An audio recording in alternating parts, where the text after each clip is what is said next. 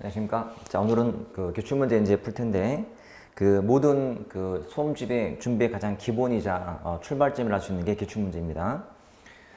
이 기본 이론이 된 상태에서 이제 들어가는 상황인데, 항상 문제란 이론이 된 상태에서 출발하셔야 되고, 좀 이론이 부족한 분들은 이제 문제를 통해서 보완하시면 되는데, 너무 또 기초가 없으면 안 되기 때문에, 우리 전에 이제 촬영이 끝난 우리 이론반, 완벽 이론 청강을 하시고 들으시고, 이제 좀 부족하다는 분들은 한 번 더 들고 들어도 괜찮아요.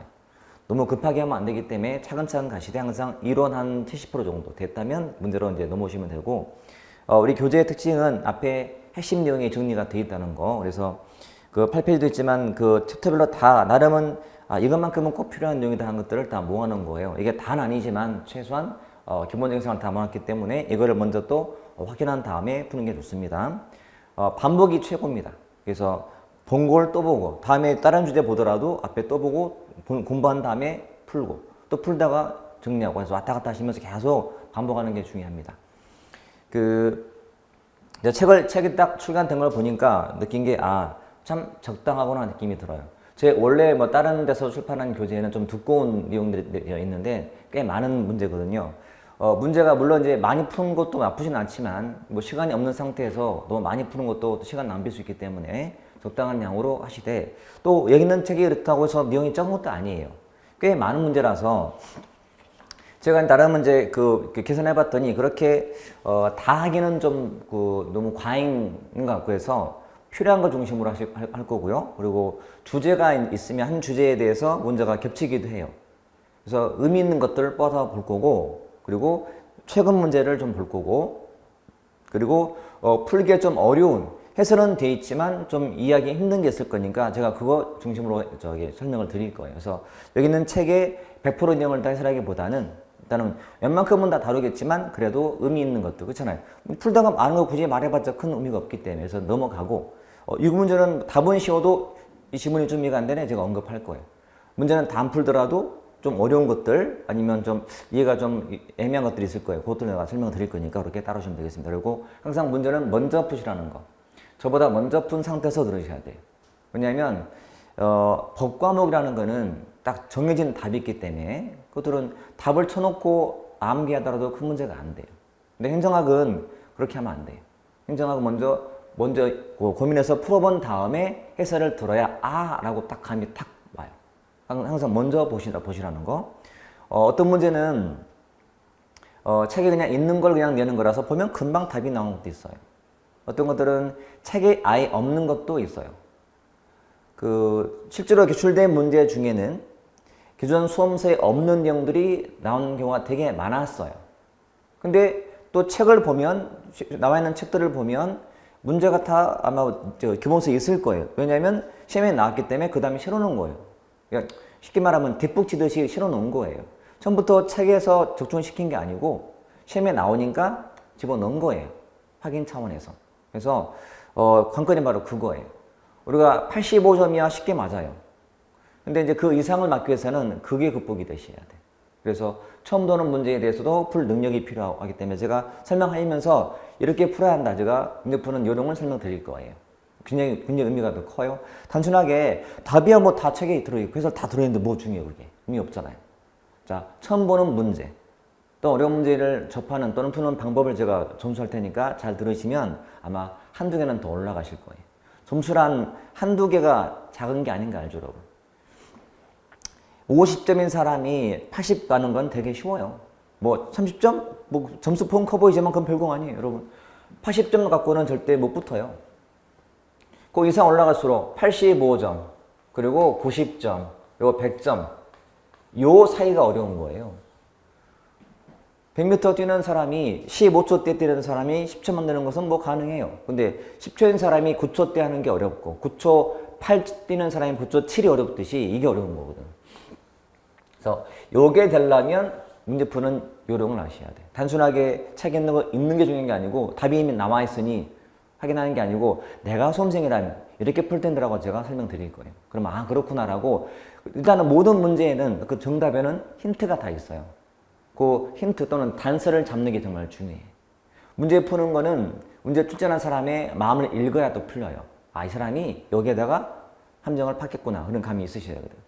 저도 이제 서울시에는 제가 출제해서 문제 내서 승진 시험이라든지 뭐 전지 시험도 한 적도 있고 출제위원으로서 한 적도 있고 해서 어차피 모든 문제 내는 교수가 다 비슷해요, 마음이. 그러니까 제가 문제를 만들어서 딱 주는 순간 그 문제가 이미 나오기도 하고 다 비슷해요. 그러니까 문제 만드는 법도 비슷하니까 푸는 것도 따라가셔야 돼. 그래서 그것들을 제가 설명드릴 테니까 잘 따라오시면 됩니다. 자, 일단 문제 들어가 볼게요. 자, 25페이지. 자, 큰 챕터는 행정의 본질인데 그 안에 행정의 의라든지 그다음에 뭐 행정과 경영, 정부 행정이 들어있는 단원이에요. 자, 이 단원은 그렇게 어려운 건 없고 자, 문제가 나오더라도 무난한 문제가 나올 거예요. 자, 1과 2번이 유사한 문제, 행정의 개념 묻는 거고 행정 개념 문제가 나오면 거의 다 광의, 협의, 거버넌스 그리고 특징으로 이렇게 딱 조합이 돼요. 이해됐나요?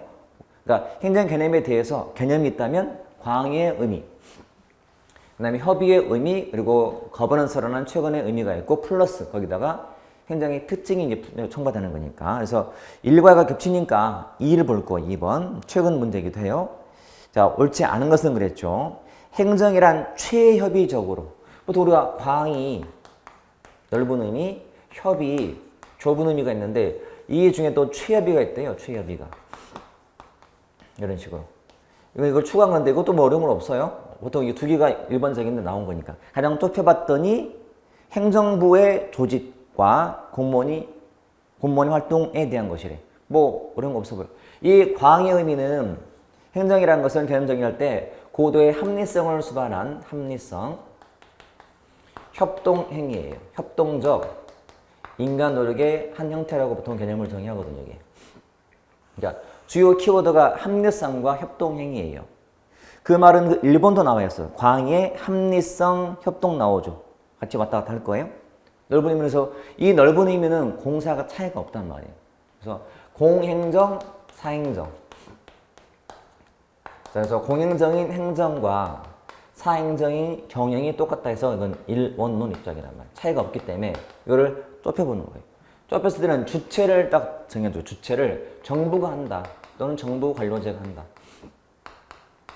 자, 정부가 하는 활동이 행정이라면 이 넓은 의미에서 정부라는 주체를 정해준 거니까 좁아진 거예요. 근데 더 좁혔더니 이 정부도 따지면은 3부가 있잖아요. 행정, 입법, 사법부 이렇게. 요 3부 중에서도 누가? 행정부가 하는 거래요. 행정부가. 더 좁힌 거죠. 이렇게. 취업이 맞는 말이지. 자, 이번 행정의 기본 목적이 서비스의 생산, 공급, 분배를 통해서 공공 욕구를 충족시켜서 국민의 삶의 질 정대시키고자 한다. 이게 행정의 기본도 존재 이유이기 때문에. 그 다음에 3도 뭐 환경과의 상호작용을 하주 행정은 역동적이죠. 변화하기도 하고. 뭐 이런 게 없어. 그냥 무난한 질문이에요. 근데 4는 행정활동은 정치의 권력을 배경으로까지는 맞아요. 근데 서비스의 생산 공급을 정부가 독점은 아니거든. 많은 서비스에 대해서 정부가 다는 게 아니에요. 민간도 참여해서 하기 때문에 독점은 틀린 말이죠. 국방이야 외교 등이야 당연히 독점을 하고 있지만 많은 서비스가 정부가 다는 건 아니거든. 서비스를. 그래서 민간도 하기 때문에 틀린 거예요. 답은 4번 가는 거죠. 자, 그냥 무난하게 풀만한 문제였어요. 읽으면 답이 나오는. 대신 이제 취업이라는 말을 좀 포인트로 갖고 있으셔야 돼. 그래서 그 1번 문제에도 보면 협의라는 말이 4번에 나오기도 하고 거기 그렇죠? 그다음에 나머지 일반적인 개념이 나오기도 하고 그냥 보면 너무나 쉬워요. 그래서 사실 의미 있는 것은 광의, 협의 또는 지금처럼 취업이란 플러스 여기다가 이제 거버넌스가 추가된다면 행정의 개념은 이제 완벽히 다 정리가 되는 거고 그리고 플러스 여기다 특징. 그 2번 문제의 2, 3, 4번은 특징에 해당되는 내용이고 밑에 해설에 제가 자세히 붙여놨죠. 특징에. 이거 읽어보시면 돼요. 그러니까 그 페이지 속에 행정의 개념에 대한 모든 건 다 있다 보시면 돼요. 컴팩트하게. 그것만 보시면 끝나는 거니까. 됐죠? 넘겨보시고. 자, 그 다음 주제가 행정과 경영이에요. 자, 공행정이 행정이요. 사행정이 경영인데 시험은 둘의 관계를 물어봐요. 뭐가 유사하고 뭐가 다른가. 그래서 3과 4가 좀 겹치니까 4를 봤더니 최고 문제라서 4번 봤더니 국문 문제네요. 자, 옳지 않은 것은 관리 기법, 의사결정 방식이 다르다. 권력성과 법 적용성이 다르다. 공개 자율성이 다르다. 활동 주체나 목적이 다르다. 사실은 2, 3, 4처럼 뭐 누가 봐도 권력이 있다 차이가 있잖아요. 행정, 공행정은 권력성이 있지만 수단이 있지만 행정 없는 거라서 맞는 말이고요. 그 다음에 공개하는 게 원칙이지만 공개 안 하는 게 원칙이라서 그것도 맞는 말이고요. 또 주체가 다르잖아. 주체가 다르고 목적이 다르기 때문에 공익, 사익이니까요. 무난한 지문인데 1번은 좀 엄밀히 말하면 좀 다르게 표현해야 돼요. 답은 1번 되지만 관리하는 기법이나 의사결정하는 방식은 유사하잖아 일단. 근데 물론 이거는 공통점이거든. 관리하는 기법이나 의사결정 방식이 유사하거든요. 그렇게 낸 건데 좀 오해하지 말 것은 표현을 좀 잘하셔요. 출제하는 사람이 정확히 해야 되거든. 군무원 시험 문제는 교수가 내는 게 아니에요. 내부자가 내지. 그러니까 좀 지문이 좀 매끄럽지 못해요. 이렇게 해야 맞아요. 관리 기법이나 의사결정 방식이라는 점에서는 유사하다. 응? 그 말이 그 말 같아요? 자, 의사결정이라는 점. 행정도 의사결정하잖아요. 경영도 하고 그리고 둘 다 관리하는 기법이 유사한 거예요. 그렇지? 관리하는 기법이 사실은 정부가 하는 결정 방식, 민간이 하는 결정 방식은 다를 수도 있어요. 왜냐면 민간은 되게 막 빠르게 할 수도 있거든. 행정은 다 계층이 필요하기 때문에. 근데 우리가 평상시에는 둘 관계 볼 때, 둘 간의 유사점, 차이점 공부할 때는 여기에 딱 나와 있는 것이 뭐 의사결정이라든지 관리하는 기법 여기 나와 있거든. 그러니까 답은 그냥 쉽게 나와요. 근데 제가 볼 때는 좀 표현이 좀 좋지 않다. 답은 쉽지만 그런 느낌이 들었어요. 아무튼 이거는 쉬운 줄이기 때문에 그냥 이렇게 보시면 되고. 자, 5번은 정부관 문제예요. 정부관. 이 정부관 딱 봤더니 진보, 보수 느낌이 어떤 단어가 있네. 아, 이거는 시대에 따른 정부의 그 어떤 역할을 묻는 문제예요. 시대별로, 이념에 따라서 참. 이념과 시대에 따라서 정부의 역할은 변하거든요. 그러면 자, 이 주제는, 큰 주제는 정부와 행정이에요. 정부와 행정. 당연히 제가 지금 설명드리는 이 내용은 제 기본서 기준이에요. 우리 공대에서 낸 우리 완벽이론에 썼던 교재 중심이기 때문에 정부와 행정이라는 주제 하에 있는 건데, 포인트는, 자, 이념에 따라서 정부의 역할이 달라지고, 또는 시대에 따라서 달라지는데, 이념은 두 가지예요. 진보와 보수. 비교하는 거고, 그리고 시대에 따라서는 뭐 절대 국가, 뭐 입법 국가, 행정 국가, 그리고 신행정 국가 이렇게 이제 진행되는 거예요. 핵심은 여기 있는 거거든요. 이두 개 비교하는 거예요. 지금 이거 중심인데, 자, 적어도 보수주의가 우파고 좌파예요.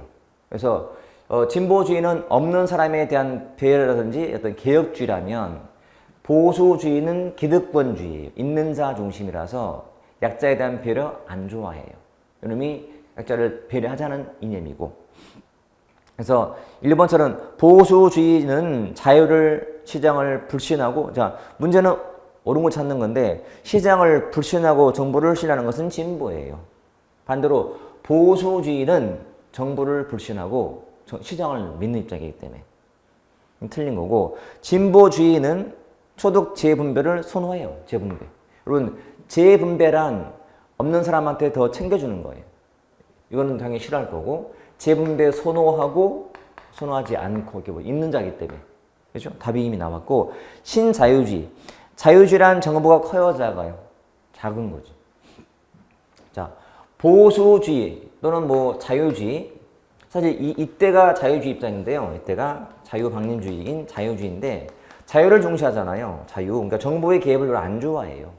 그러니까 보수란 말과 자유란 단어가 보이면 정부는 작다 보시면 돼요. 그리고 시대만 변했지 신보수나 신자유가 나와도 정부는 작다 보시면 돼요. 그냥 작다. 이렇게. 보수, 자유 이렇게 해가지고. 그래서 틀린 거고. 자, 대공황은 봐요. 대공황이 바로 이 국가 성립 배경이거든. 이게. 이 대공황을 계기로 시장이 실패하게 되잖아. 시장 실패. 그렇죠? 자, 시장이 실패하다 보니까 정부가 개입하게 되고 정부가 커지는 상황이 행정국가예요. 이때는 정부가 커져요. 그러니까 이때는 최소가 아니라 최대 봉사가 최선이 되는 거예요. 요 입법국가 시절이 최소의 행정이 최선의 정부인 자유방림 시대였던 거고, 행정국가는 정부가 복지를 다 책임져 주기 때문에 최대 봉사가 최선의 정부가 됐던 큰 정부예요. 큰 정부, 이러면 작은 정부 이렇게 보시면 돼요. 그래서 틀린 거죠. 5번은 지금 나름 요 이념과 시대를 섞어 만든 문제고 그냥 무난한 문제. 이거 틀리면 안 돼요, 여러분. 나름은 지금 봤던 거 중에서는 그래도 좀 중요한 주제예요, 여러분. 그래서 그거 잘 정리해 둘 필요가 있어요. 그 앞에도 다 정리가 돼 있지만 반드시 여러분 문제는 푸는 것도 중요하지만 그 다음이 더 중요해요. 그 다음은 복습이 중요하거든, 복습. 복습을 더 많이 하셔서 다지시면 돼. 무조건 그 문제를 많이 푼다고 좋은 건 아니에요. 하나를 풀더라도 제대로 푸는 게 중요해요, 제대로. 항상 제대로 풀 각오로 하나 꼭 보자. 제가 앞에 써놨지만 머리말에다가 왜 답이 되는지, 이 지문이 왜 맞는지, 왜 틀렸는지를 정확히 알고 넘어가셔야 돼. 절대 양적인 공부를 하지 마세요. 질적 공부를 하셔야 돼, 질적으로. 그래야 늘어요. 우리 운동도 그러거든? 막 주어진 시간 내에 막 최대한 많이 하려고 하지만 그건 좋은 게 아니에요. 주어진 시간 내에 질적으로 정말 필요한 걸 짝짝 하는 게 중요하지. 무조건 많다고 좋은 게 절대 아니기 때문에 하나를 풀더라도 정확히 이 단어가 무엇인지, 지문이 어디가 틀렸는지, 또 심지어는 이 출제자가 왜 냈는지까지도 자꾸 상상하셔야 돼. 그래야 실력이 아마 늘 수 있어요. 6번은 행정국가잖아. 이게 행정국가, 행정국가. 이 틀은 정말 중요하고 특히 시험에서는 행정국가가 참 시험에 많이 나와요. 중심에 딱 두고 행정국가는 누가 주도한다? 행정부가 주도한다. 자, 입법국가는 누가 주도한다? 입법부가 주도한다 보시면 돼요. 그래서 행정부가 좀 강하고 세요. 자, 틀린 것인데, 자, 1번처럼 행정체제가 공공부문뿐만 아니라 민간부문까지도 주도해요. 맞는 말이죠. 행정기능이 단순해지고 축소됨으로 작은 정부? 작은 정부요? 아니잖아. 최대 봉사, 큰 정부예요. 이미 답이 나오잖아요. 이거는 정말 중요해서 나온 거예요. 꼭 알아야 되기 때문에. 행정 전반을 설명할 때 꼭 필요한 용어고 특징이라서 그건 무조건 아셔야 돼요. 이미 답이 나오고. 행정이 결정도 해요. 여러분, 시장 실패라는 것은 정부 개입의 근거잖아요. 정부가 개입한다는 것은 정책 기능을 하게 된다는 얘기지. 결정도 하겠다는 기능이기 때문에 맞는 말이고. 또 정부 사업도 늘어요. 행정국가 때는 행정이 커져야 작아져요? 커져. 그 말은 양적으로도 팽창, 양적인 팽창. 그리고 질적으로 전문화돼요. 질적 전문화. 이게 특징이에요. 큰 특징은. 행정이 팽창해지기 때문에 복잡해지고 그래, 복잡. 이게. 요 양적 특징의 팽창의 대표가 공무원 수 증가예요. 공무원 수의 증가와 관계된 법칙이 바로 뒤에 나올 파킨슨 법칙이기도 하고요. 그래서 이 법칙은 행정국가의 양적 특징에 해당되는 거예요. 그래서 사업이 많아지기 때문에 비용도 증가하고 또 행정이 너무 독점적인 권력 행사다 보니까 또 폐해가 생겨. 무사 안일해지고 이런 문제. 행정이 너무 커졌거든요. 이런 폐해가 생기는 건 당연한 거죠. 자, 7번은 법칙인데, 자, 파킨슨 법칙 이거예요, 지금. 핵심은 공무원의 수라는 것이 업무량과는 무관하게 증가한다 이거지. 공무원의 수의 증가인데 이게 업무량 무관하게 증가하는데 하위 법칙이 부하 배증, 업무 배증이에요. 사람이 심리라는 게 일이 많을 때는 부하를 원하지 동료나 상관 원치 않아요. 부하를 충원받아. 부하가 생기면 또 부하가 업무가 막 늘게 돼. 쓸데없이 늘게 돼. 또 부하를 또 붙게 돼. 악순환되는 거예요.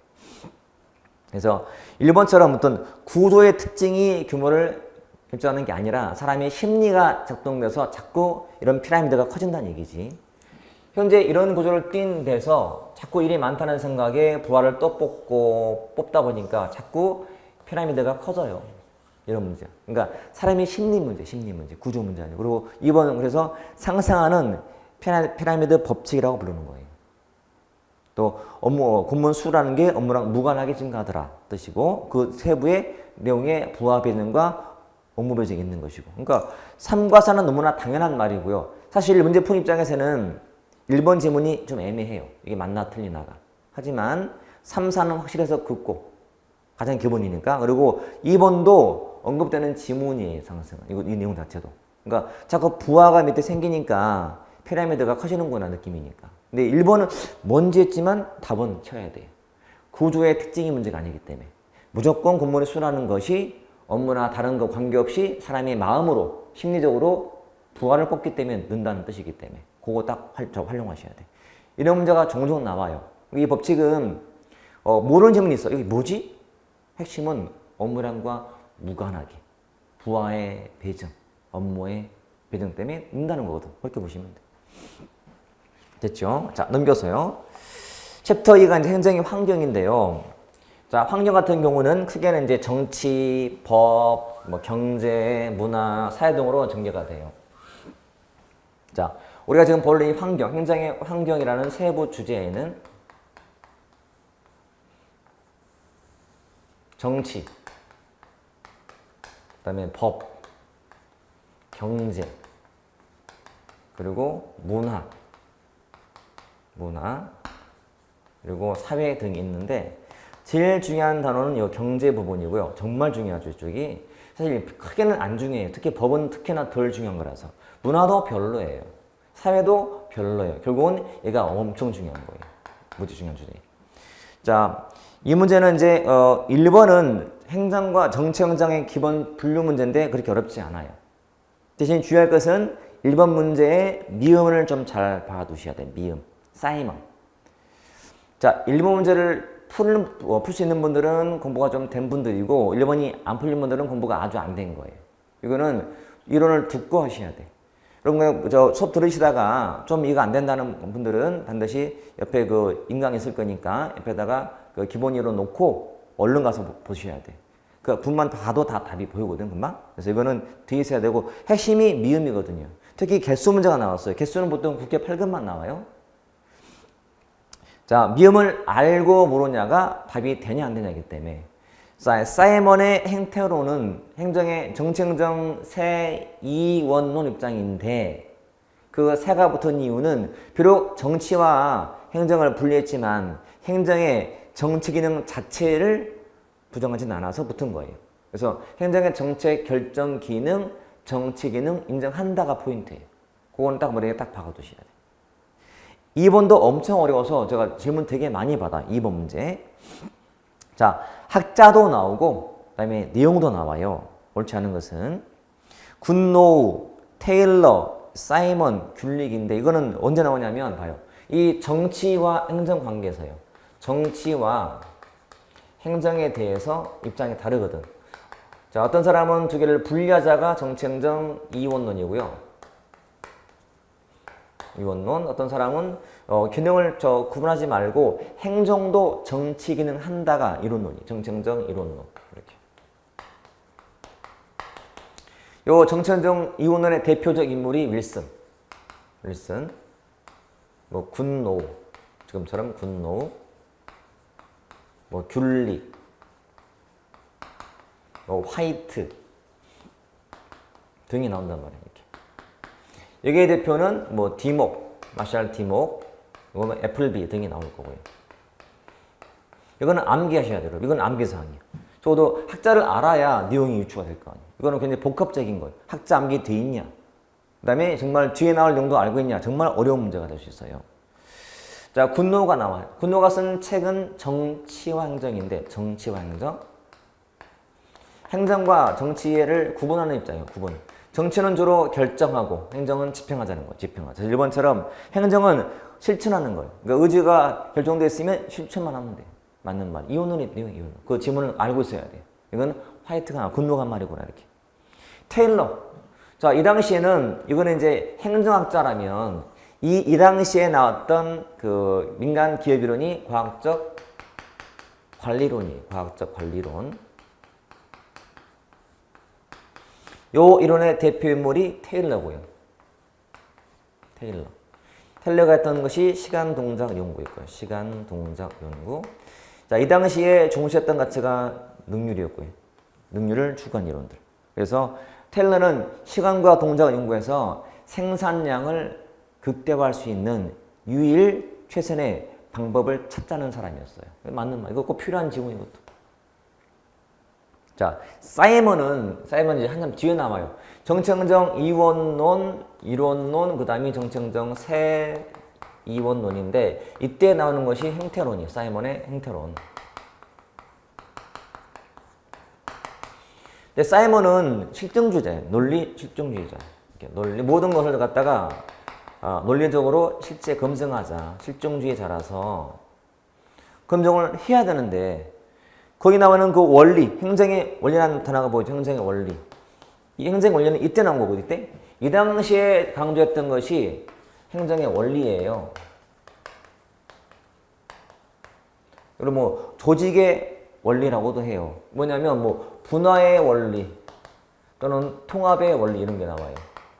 여기 뭐 전문화 원리, 구성화 원리 등 뭐 조정 원리, 계층제 원리, 뭐 통솔 범위 원리가 나와요. 이 원리라는 것이 검증이 안 됐다라고 비판하는 사람이야. 행태론인 대표인 사이먼이라는 사람은 고전적인 조직 원리들이 검증이 안 됐다라고 비판하는 사람이지 강조한 건 아니에요. 근데 뒤는 맞아요, 여러분. 과학성을 강조한 건 맞아. 실제 검증이잖아, 검증. 이 말에서 실제 검증, 과학성 강조는 맞아요.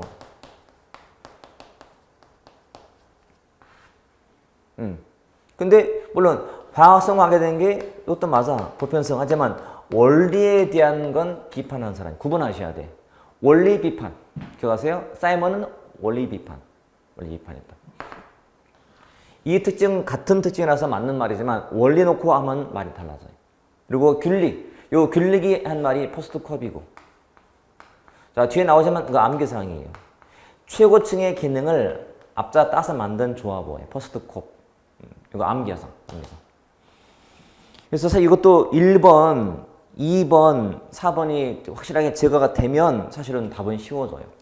이 당시에 추구했던 가치가 뭐? 능률이기 때문에 능률. 다 지금 그런 의미잖아. 지금 능률 추구했다. 그죠?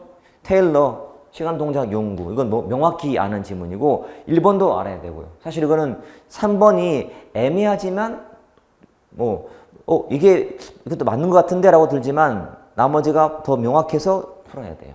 이거는 굉장히 어려운 문제였어요. 쉬운 문제가 아니고. 다들 답을 못 찾은 거예요. 자, 3번은 어때요? 지금 포스트 컵을 풀어 쓴 거죠. 이거 기본 암기 문제. 여러분 공무원 시험 문제는 암기용 테스트가 있고요. 기본이기 때문에. 그 다음에 창의력 문제가 있어요. 그 창의력, 사고력을 묻기 위해서 처음 보는 문제가 나오는 거예요. 지문이 새롭게 나오는 이유가 바로 그거예요. 그러니까 처음 보는 상황인데 창의력을 발휘해서 풀어라 이거야. 그래야 공무원 됐을 때 새로운 상황이 있으면 거기에 대응할 수 있잖아요. 그런 능력을 다 테스트하기 위한 거니까 다 문제가 다 정말 공들여서 만든 문제라는 거죠. 자, 4번 문제 행정과 법은 별거 없어요. 이거는 그냥 참고하시면 되고. 자, 그 다음에 이제 이건데 경제 관련된 문제인데 가장 기본이 뭐냐? 시장 실패예요.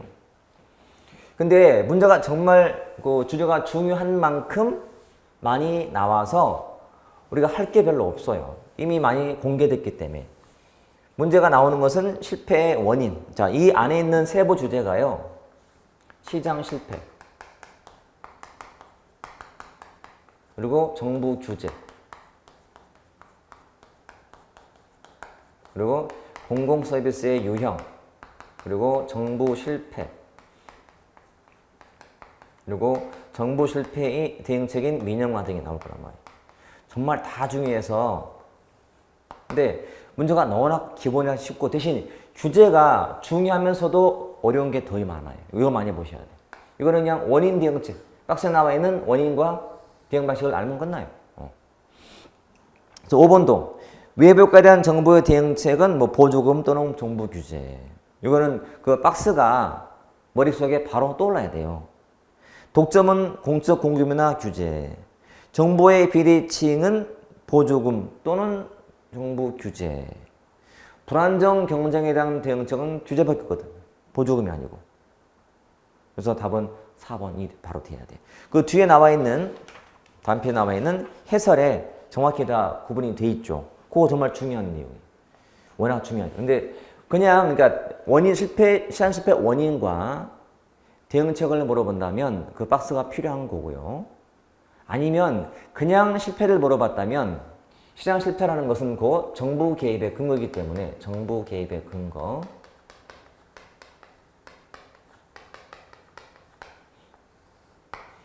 되물어 보세요. 이 원인이 정부가 지금 개입이 필요한 상황인지 정보의 개입이 필요하면 실패가 맞는 거예요. 여기는 없지만 소득 분배가 너무 불평등하다. 그러면 이건 시장 실패다 아니다.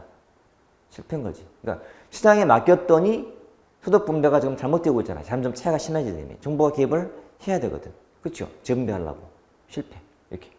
경기가 불안정하다. 정부가 필요하면 필요하죠. 실패. 그러니까 박스에는 없지만 그런 단어가 나오더라도 푸시라는 거예요. 됐고. 자, 6번 문제는 뒤에 볼 우리 재화의 종류, 서비스에 이용해서 다룰 공유제 개념이니까 그때랑 같이 또 연관해서 푸시면 돼요. 자, 7번 같은 문제는 규제의 가장 기본 형태인데 분류하는 거예요. 이건 제가 늘 암기시킨 문제거든. 자, 규제 그러면 가장 기본이 규제 유형이에요. 근데 크게 구분할 때는 경제 규제, 사회 규제, 경제, 사회 해서 제가 암기시켰잖아요. 어떻게? 독가, 진품, 소환, 작사라고. 독과점 규제, 가격 규제, 진입, 퇴거, 그 다음에 품질 규제, 소환, 작사, 소비자 보호, 환경 오염 규제, 작업 안전, 그 다음에 사회적 차별 규제 이렇게. 그러니까 경제 규제인 것은 독과 진입 규제 있네요. 거기 4번에. 굉장히 쉽게 풀었단 말이에요. 자, 누가 보더라도 어떤 사회적인 규제냐, 소비자에 관련된 거냐, 뭐 재해, 환경 같은 거는 삶의 질과 관계된 사회적 규제고, 이놈은 어떤 활동 자체에 대한 규제이기 때문에 진입을 막는 규제가 경제 규제. 암겨놓으면 되게 편해요. 자, 8번 문제는, 이 문제는 이제 D랑도 연관되어 있어요. 정보 실패 알아야 되고, 저 2편 가서 배울 정부 규제, 정책의 유형 중에서 리플리하고 프랭클린을 알아야 또 풀는 문제라서 복합적인 문제예요. 뒤에 가면 당연히 풀리게 돼 있어요. 여러분, 실제 시험은 전 범위를 내기 때문에 연관된 게 있으면 끄집어가 다 내요. 우리는 지금 나름은 단원별로 됐다 보니까 우리가 요것만 보고 있는데 갑자기 저 뒤에 나와서 어려워 보이지. 근데 시간 지나면 다 쉬워져요. 뒤에 이제 풀면 되기 때문에 됐고. 자, 9번은 정말 복합적 문제고 벌써 좀 됐는데 앞으로의 그 공무원 시험 문제에 대한 뭔가 암시를 주는 좋은 문제고 복합적인 문제예요. 자, 옳지 않은 것을 물어봤고. 자, 관리 규제란 정부가 특정한 사회 문제 해결에 대한 목표 달성 수준을 정하고 이를 목표 달성 수준이 키워드예요. 이런 식의 규제 방법은 성과 규제예요. 관리 규제가 아니고. 답은 바로 나오는 거예요. 그리고 이번은 규제 역설의 문제고, 역설. 그러니까 불합리한 규제가 초래하는 부작용이 규제의 역설이라는 말. 그 사례예요, 지금. 상품 정보 공개를 의무화했더니 오히려 정보량이 준다든지, 공개량 이렇게. 포획은 잡힌 거예요. 그러니까 규제를 할 주체가 규제를 받을 사람한테 잡혀서 이걸 옹호하는 거지. 이렇게. 그러니까 항상 부패가 연루가 되게 되죠. 요즘에 한참 뜨거운 버닝썬 문제, 승리 문제 있잖아요. 그 클럽에서 아마 포획을 했겠지. 포획을 로비해가지고 포획했어요. 그 담당 경찰 포획해 놨어요. 그러니까 자기 이걸 이제 옹호하게 해준 거지. 일 터지면 봐달라. 바로 탁 해주고 이게 포획 개념, 포획. 규제 마찬가지고. 자, 지대추구도 어떤 독과점 이익을 얻기 위한 로비가 지대추구니까. 자, 윌슨은 뒤에 나오겠지만 정치 형태를 분류할 때 이렇게 그러니까 비용과 규제에 드는 비용과 그리고 그렇게 해서 얻는 이익을 누가 누릴 것 같고 네 개를 분류한 사람이니까. 이거는 국회 8급답게 문제 하나에다가 정말 너무 많은 걸 넣어놨어요. 마음이 급한 거야. 다 묻고 싶은데 문제 수는 제한됐다 보니까 다 하나씩 언급한 거. 이런 문제가 오히려 쉬운 거예요. 자, 그러면 1번 같은 문제는 봐요. 세 가지가 계속 이때부터 언급이 돼 왔어, 시험에서요. 수단 규제, 그리고 성과 규제, 그리고 관리 규제. 요 세 가지가 비교 대상이에요. 비교할 때. 저는 이 시간을 통해서 문제 답 하나하나 고르는 그거보다도 공부하는 방법, 문제 푸는 요령을 더 전수하고 싶어요. 문제 어차피 다 해설되어 있으니까. 모든 문제는 나오게 되면 비교가 있어. 비교 대상이.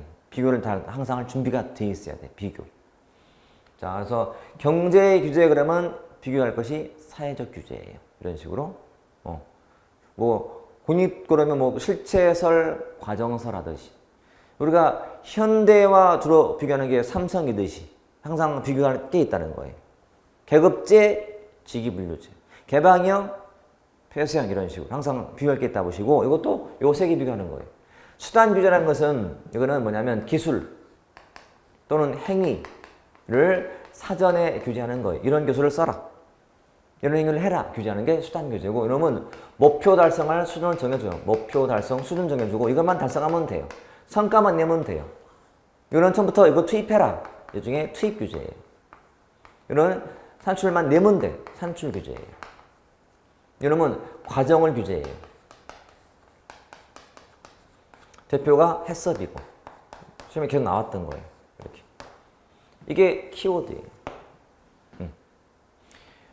앞으로 이거 나온 다음에 계속 언급이 됐었고 사례가 계속 나왔었고 이놈은 기술 이런 기술을 쓰시오. 이런 안전장비를 착용하시오. 규제하는 거예요. 이놈은 뭐 이산화탄소 농도를 이만큼을 하시오라고 아예 수준을 정해줘요. 우리가 어떤 기술하든 쓰든 간에 이 농도만 맞추면 되거든. 이런 식으로. 신약을 개발할 때, 신약 개발할 때 부작용 수준을 정해줘요. 부작용 이만큼만 나오게 하시오. 그것만 달성하면 돼요. 달성하면 돼요. 기술은 뭘 쓰든 간에. 이런 논리고. 이게 세 가지 비교하는 거예요. 항상 세트로 놓고 공부하시라. 그래서 이 문제는 답은 쉽다 하더라도 보고 나서 이게 어딨지? 확인. 어딨지? 확인. 이 하나만 갖고도 복습 때 필요한 시간이 최소한 20분이에요. 밑에 박스에 역설은 집어넣어놨지만 저 이렇게 강조했는데 또 시험에 나왔어. 최근에. 작년에 또 나왔단 말이야. 이런 문제가. 자, 넘겨보시고 자, 10번은 자, 내용도 복합적인 데다가 우리가 필요한 단어가 있어요. 1번.